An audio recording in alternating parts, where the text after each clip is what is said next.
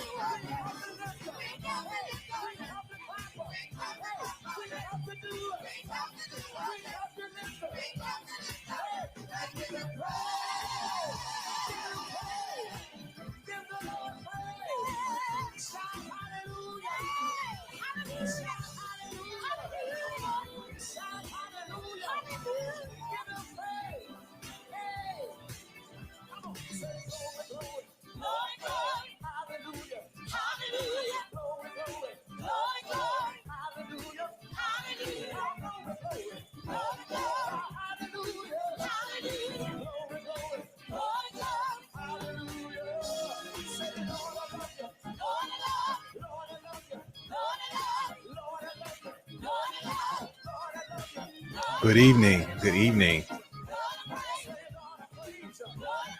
I hope you're doing well. Come on in. Good evening. God bless you. Welcome to tonight's session. I'm going to give people a moment to come on in.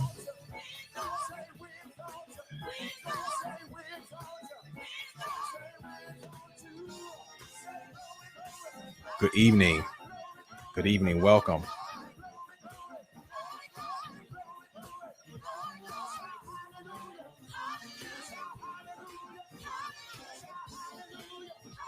Good evening. All right. Come on in. We're live on Facebook. We are live on YouTube. Go ahead and let someone know that you're watching and share this video with them. Tag a couple of people. We're going to be sharing some good information tonight about online streaming versus online community. Come on in. I hope that you've had a good day. Good evening to you. Well, what a blessing it is to gather in this space once again as we continue to build the 21st century community and 21st century ministry. My name is Timothy Farmer, and I have the pleasure of serving you with technology and with technology tools. And I hope that what is shared tonight will be a benefit to you and your ministry as you grow higher, even during this pandemic and beyond. Certainly those who are in the chat, thank you for checking in, letting me know that you are watching tonight. As we answer the question, or as we work to answer the question, the ongoing question, and certainly this is not, this session won't be the full answer to the question, but at least the beginning of a conversation about where does the church go from here as we work to ensure that post-pandemic opportunities, and even as we are still in the midst of a pandemic, because COVID-19 is yet real, even today as numbers continue to rise. But even during that, God has charged us as the body of Christ to continue to be the model and to continue to be, to set the example and the standard of how we can continue to serve in the ways that we do. Please let me know that you can hear me okay, that you can see me okay. And certainly if you have any questions along the way, please feel free to post them in the chat. Thank you so much for those who are sharing this broadcast. And it is my hope that more opportunities for this broadcast will be made available as we continue in ministry together. And so as we start tonight talking about online streaming versus online community. Where does the church go from here? And the beginning of that question, the answer to me, as I've observed many ministries, as I've had the opportunity to be a blessing, and likewise have been blessed by the ministries with whom I've worked and I've witnessed online, many of my colleagues, many of my friends, Pastor Darian Jones, God bless you. And for those whom I've watched increase their sound and improve their worship ministry, the phrase that comes to mind is there is still more. There's still more work to be done. And it would be a tragedy if we were, as the body of Christ, to become comfortable with the strides that we have made from many not having a setup at all, as far as streaming their worship service, to then having a setup and just on a Sunday to Sunday basis become comfortable with all of that which has been put in place. But there is still more. Many have again gone from no setup to streaming on Facebook and on YouTube, but there is still more work to be done. Many ministries have found old technology in their closets, from old iPads, old iPhones, use tripods and minimal resources to go online to get up and going. Yet there is still more work to be done. Many ministry leaders and technology teams that have now comprised of deacons. I've seen mothers of the church become part of the tech team, have learned and have become overwhelmed with terms like pre-record and live stream, bandwidth, frames per second, megabits per second, and feel as though their technological prowess has become at its peak, but there is still more work to be done. Many have finally upgraded from their flip phones. And I know many, Sister Robin did not want to give up their flip phones, or their grandmothers or grandfathers did not want to give up their flip phones. But in order to watch the service, they had to upgrade. And yet at that place of being upgraded, thinking that is the ultimate of technology, there is still more work to be done. Many ministries have expanded from one camera on a tripod in the middle of the aisle to robotic cameras, 2 and 3, or even 5, working in tandem with preset shots and crystal clear quality video production. Yet that is not the end. There is still more work to be done. Um, Many ministries have upgraded sound from analog boards to digital boards and can have multiple mixes for stream, and in-ear systems for musicians to have everyone in sync as the music is played and as the sound is broadcast, and have gotten the sweet spot, as we call it in technology, or specifically in audio. But yet there's still more work to be done. Many have Zoomed and WebExed and Skyped and have Microsoft Teamed and Google Meets, until now it's the middle name or the last name of who you are, but yet there is still more work to be done. Even to the point where many ministries now have transitioned from mostly paper-based income, checks and cash, now to tools such as Givelify and Text to Give and Secure Give and PayPal, Zelle, Cash App, yet there is still more work to be done. So in that vein, with there being more work to be done, and as we gather in this space, answering the question, where do we go from here to develop the community, the beloved community, even in a virtual space, is that we do not limit ourselves to what our budgets might be, even though we may be within a certain budget, but not to be confined to our creativity, to continue not only just in the worship moment. And many, of course, have put a lot of effort and time into the worship moment, because, of course, for many, that is the bread and butter of our ministries. That is the culmination, the celebratory moment of all of that which we have done in ministry all throughout the week. However, we, as we move forward and moving the church forward, should not negate what the Monday through Saturday experience should be. And that's where our community comes in place, in addition to that which we experience online on a Sunday morning. I will share with you tonight how we can take what we have perfected in our streaming and in our worship services and transcend that to what is I consider to be the online community. And based on research, how we can that which we do in our worship moment can then also be a part of who we are and how we are blessing the people all week long.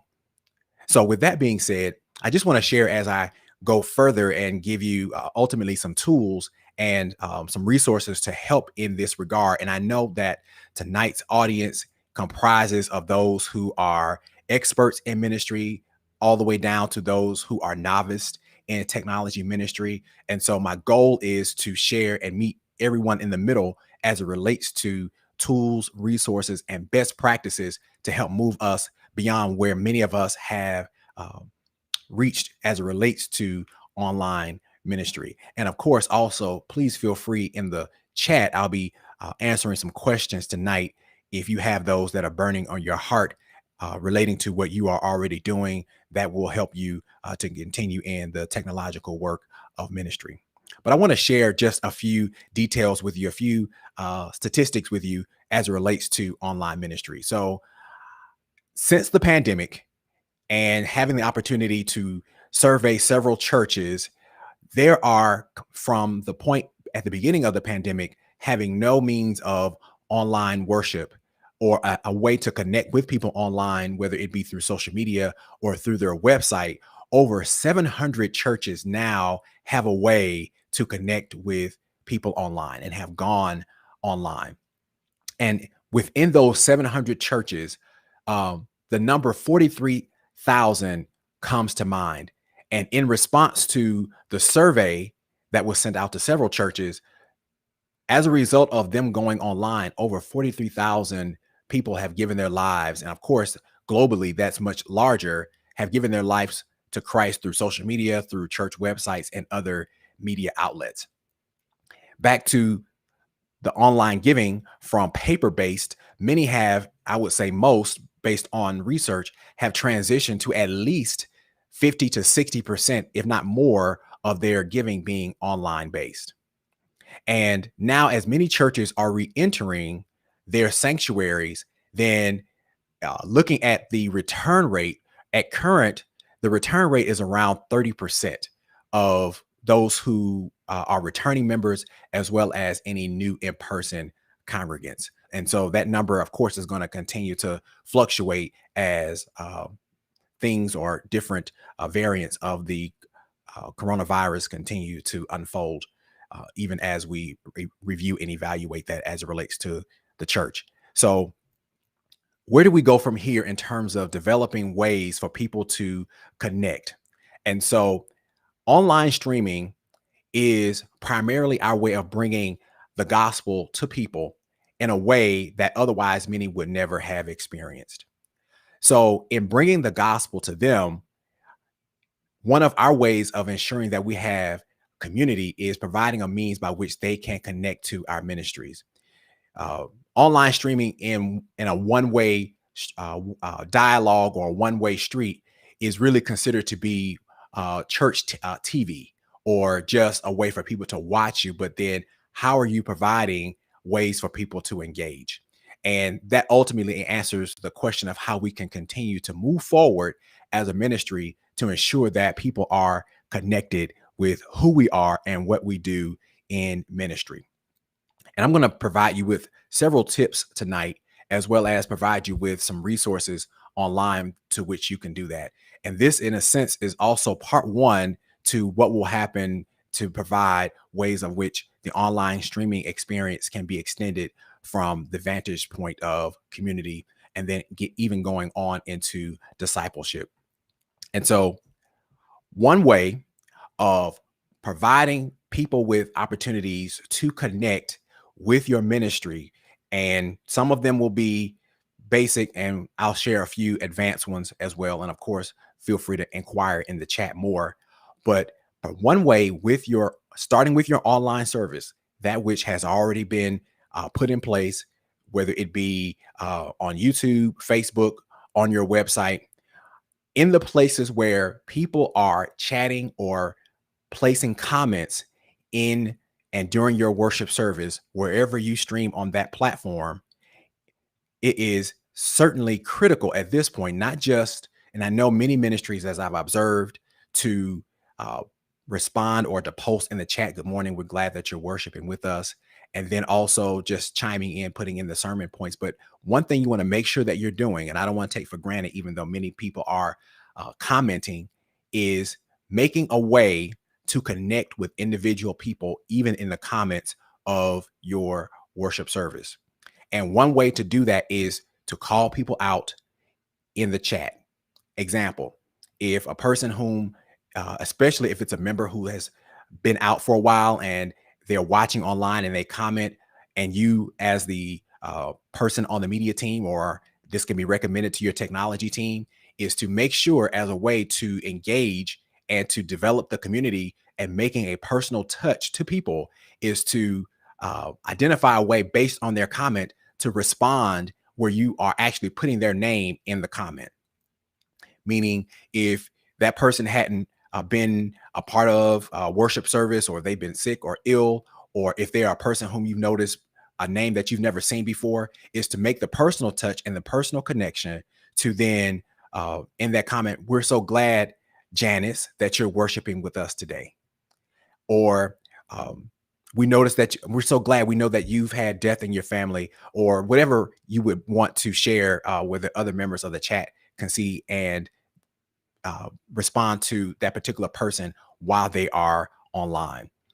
Because it has shown, or data has suggested, that many people have joined churches, and I'll get to how you can get this data as well, based on how they felt as a part of the online experience, even in the chat, because they were reached out and there was a personal connection with those persons in the chat. Also, you can place links in the chat that will allow people to request prayer. They can receive salvation, and I'll share a little later, can be done through some other tools. And many of the tools are free 99. And I know all of us like where we have things that aren't a cost. Of course, there are things that have a subscription based to them, but certainly we like to patronize or to take advantage of the things that are free. Another way to engage people online is finding ways to connect with people by even sharing some of their posts. So if they have posted, and you can encourage people to post about their worship experience, taking the time to share those on on the church's social media, as a way to, again, connect people back to the ministry of how they have experienced that worship opportunity.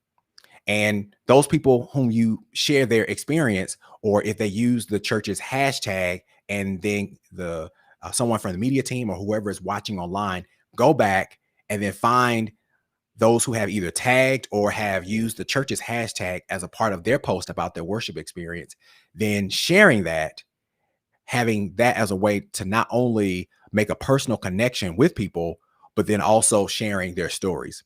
And research has suggested that the personal connection of connecting with a person's story and sharing that story helps them to feel even more included. So extending the worship moment beyond just them watching, but them also feeling a sense of connection, but also taking the time to make the personal connection with the person.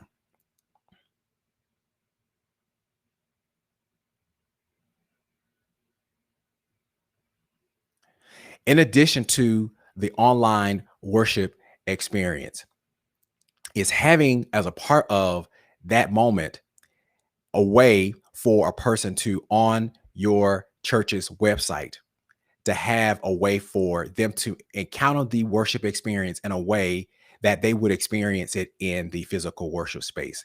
And many churches are returning back to their worship facility. However, again, many of the numbers are showing that at current is about 30%.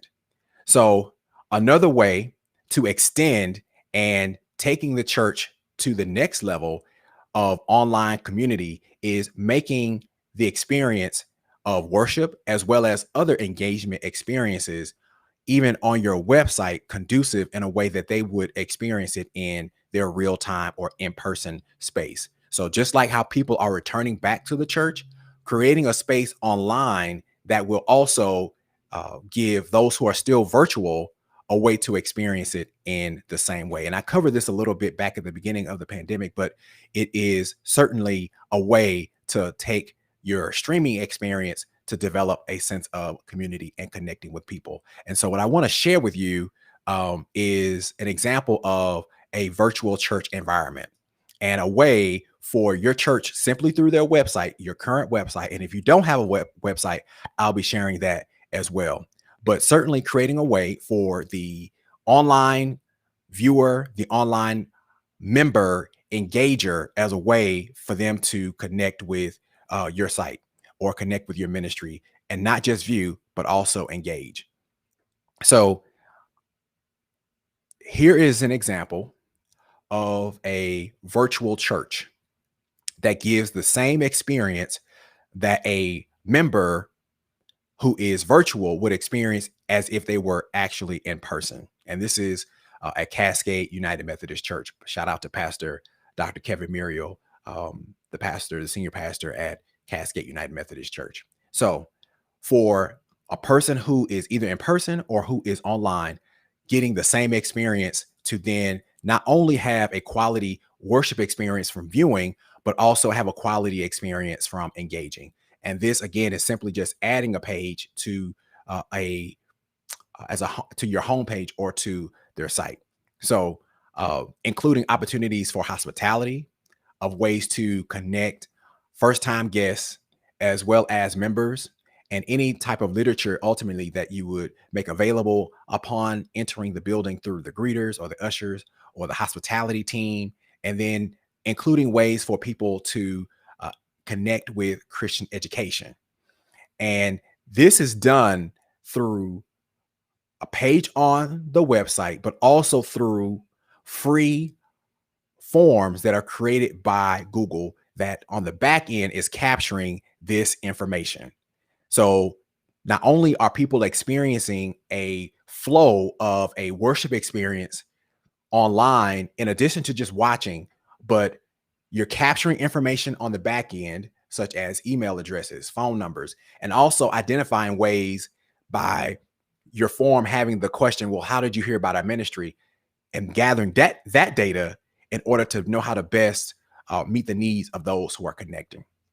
And so also, once they have come into this virtual place, similar to that which would be of your reentry, then what they would experience walking into the sanctuary. Would they receive a bulletin? Would they receive a copy of the prayer list? There is a tool that we're using called a virtual grand hall.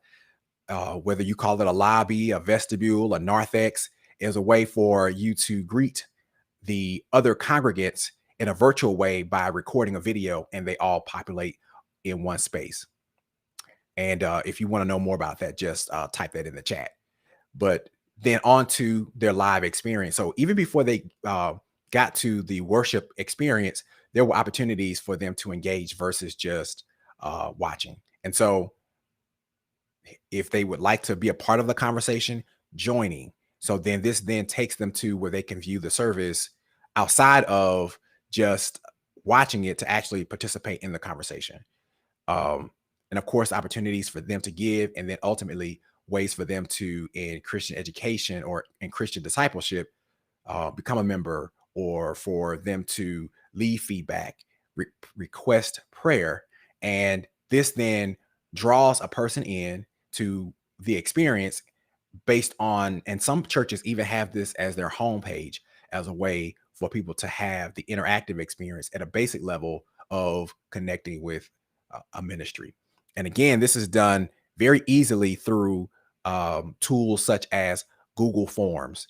And at some point, I'll have a session completely on Google Forms in order to show how that can extend your ministry beyond just the streaming moment.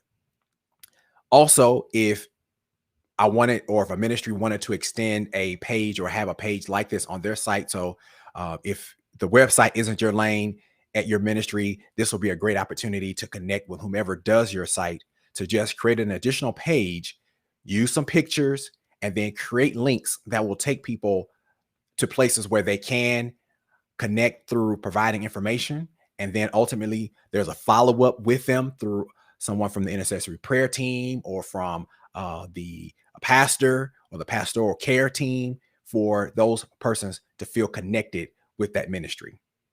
But it can be extended to the everyday components of the church, such as opportunities for evangelism, opportunities to become a part of ministries, or I've seen where ministries have opened the door for choirs or virtual choirs or participate in virtual outreach opportunities. So that certainly can be added to a page on your site to make it very easy for people to engage. So, as far as a site, if your church doesn't have a site or has yet to get to the place of developing or having a budget to get a brand new site or employ the services of a web designer, then you can use tools that are free, such as Google Sites. And Google Sites lets you create um, websites, and they actually look pretty good for them to be a starter site for then at least to get off the ground where you can have a place for ministries to connect and for people to connect. And not only that, but then also the day-to-day operations of the church, I believe, play a pivotal role in making sure that the online worship experience or the in-person worship experience is done well. And what I've observed, and as uh, I've had the opportunity to converse with pastors and with ministry leaders, is that much of the effort has been placed on, of course, the worship experience, the streaming environment, making sure that the equipment is in place. But yet, many of the processes that are part of the church's day to day functions are still paper, or people still have to come to the church in order to sign documents or to pick up things. And Google Sites lets you transform that. And that website is sites.google.com. And again, I'll do an entire session on Google. Transform that to a place where all of your documents that people would have to sign or to complete or make requests can then be placed online and made virtual for free. So that's something to ensure that as a part of your ministry, that whatever transpires during the day-to-day or weekly or ways for people to communicate, that for every document that's paper, there's a way for a person to do it online. And again, I know there's a spectrum of people who are engaging. So you may be at the beginning of the spectrum, and this may be foreign language. And then, of course, I know that there are those who are experts at this. But wherever you fall within that, there's a way to make sure that you have a way to connect. And Google provides a great way to do that, to take your ministry to the next level. And if your ministry is considered a church or a nonprofit organization, or however your ministry does its work, Google provides for free access to all of their tools through Google for nonprofits. So all of these are ways of getting off the ground, ensuring that you have a means by which to extend the worship experience beyond just the streaming moment, but developing ways to build community.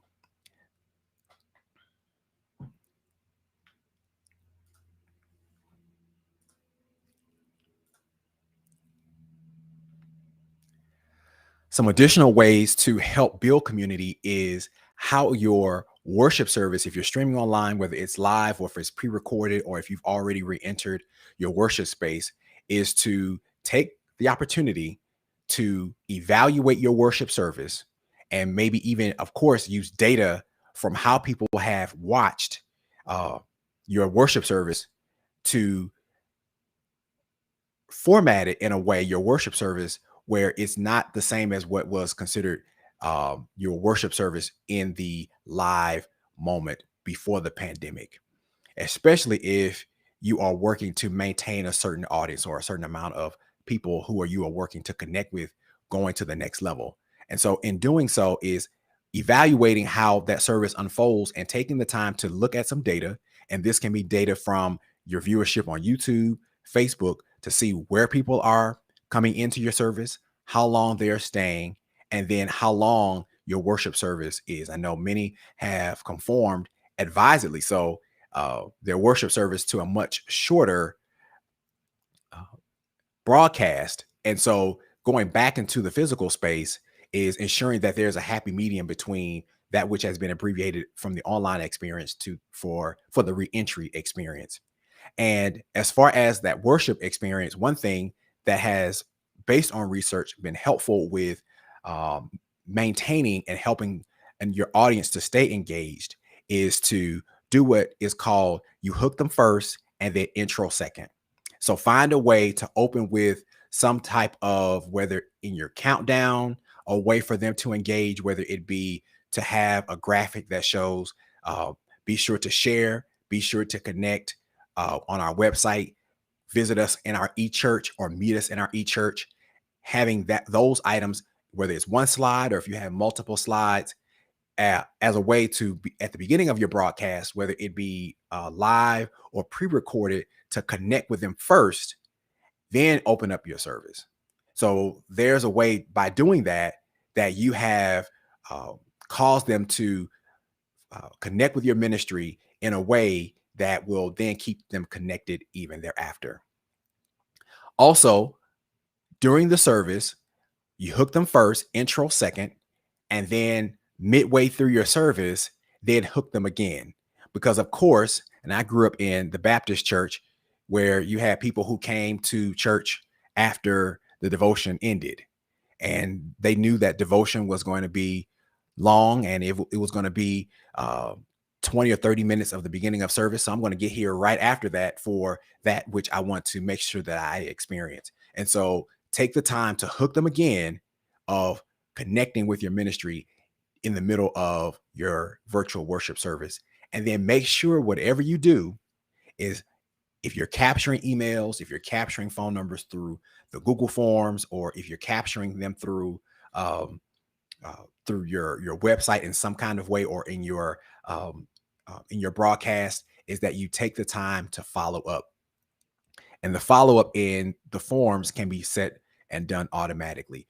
Or if there is the personal touch that would certainly be beneficial, is when people fill out forms on your site, or if they are connecting through social media, especially if they are looking to join the ministry, make sure that the follow up is as immediate as possible.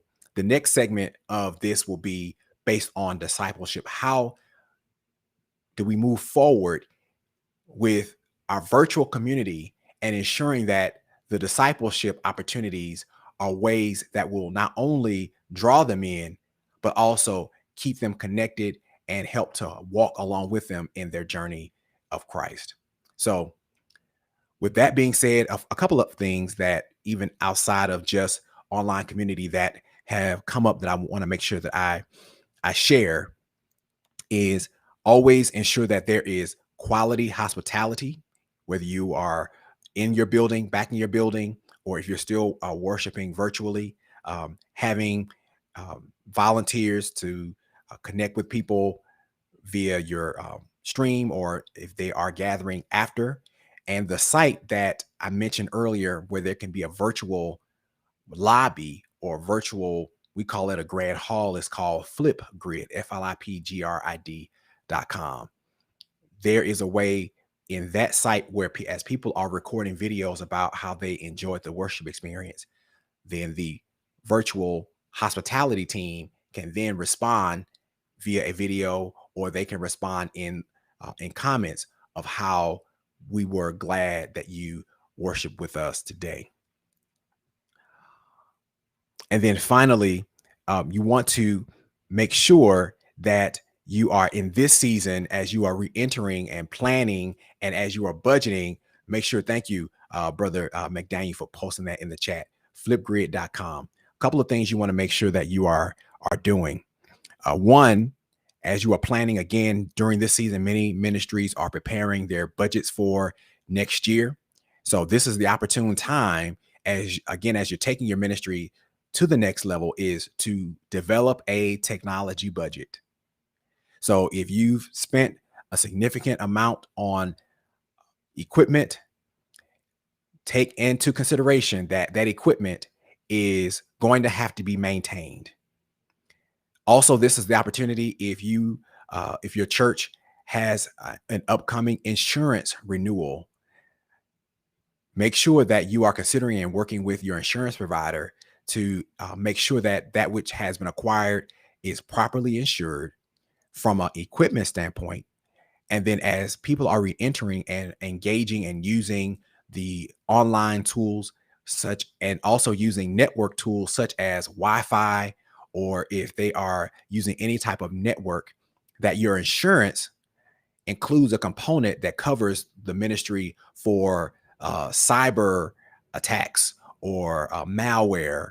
So that way, if that were to happen, then you have the coverage in place in order to do that, as we are encouraging people to re-enter and then connect with us online.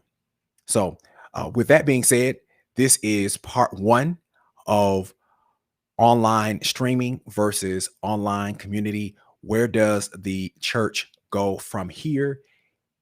Taking your streaming experience and not just making it church TV where people just sit and watch, but making sure that the community and there's intentionality around including people, intentionality around how you address, whether especially if you're the pastor, how you address both audiences. When you're in the reentry mode, now you have a simultaneous audience.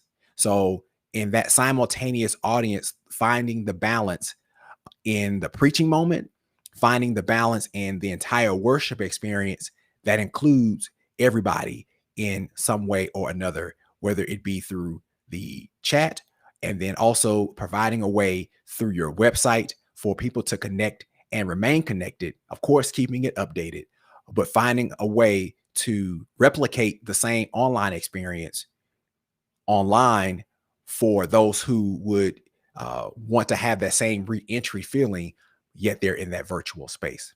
So if you have any questions, please feel free.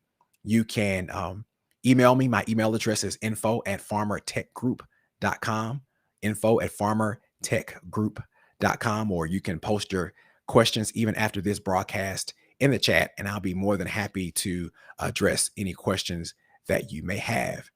Certainly, it's been a blessing always to connect with you online. A couple of things that are upcoming, in addition to additional sessions on online streaming versus online community, there will be some digital resources that will be forthcoming to help walk you through the steps for how to set up forms, how to do things. And I know there have been several requests about the administrative aspects of the church, how you change a check request form that was paper to an online form, or how do you have an approval process from, instead of people having to sign things physically, how you make them online. How do you transform or transition from paper checks to electronic payment? So as far as those resources, there will be several that will be forthcoming. So God bless you. Hope I didn't put anybody to sleep, and I hope this has been helpful for you. There's so much to cover, but I want to be sensitive to your time. So with that being said, I hope that you have a wonderful evening and a great week. And we will be back on soon as we continue in online streaming versus online community. Where does the church go from here? God bless you.